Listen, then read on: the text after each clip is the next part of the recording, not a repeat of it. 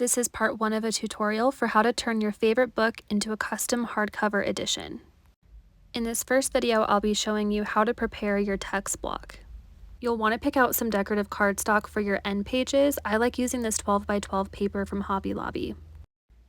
After you've carefully removed the original cover of your paperback, you're going to fold the cardstock in half long ways. And then what you're going to do is you're going to make sure that you're measuring it to your text block so that you can secure it to the front and back. With the design on the inside of the pages, you want to measure the cardstock to your text block, making sure there's about a 3mm overhang over the spine. This will make sure that there's plenty of room to open your book. And you can see here, this is about how much space I like to leave of an overhang over the spine. And now you're going to trim your end pages to adhere to your text block.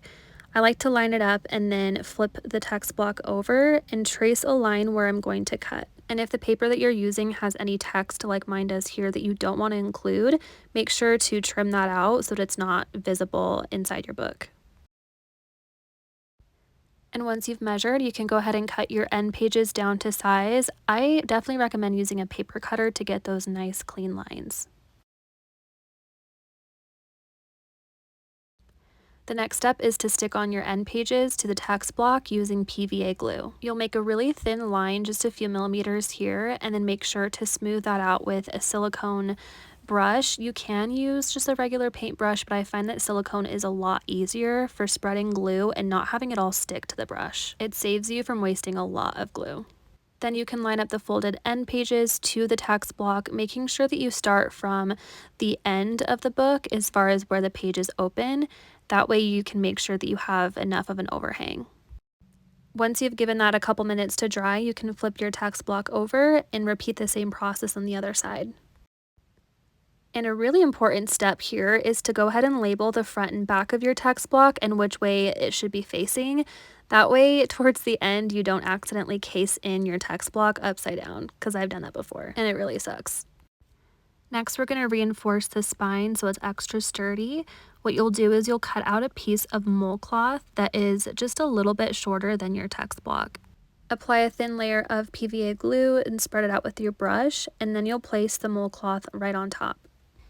If you wanted your spine to be extra sturdy, you could cut out a piece of cardstock that's the same length and width as your text block and then glue that on top of the mole.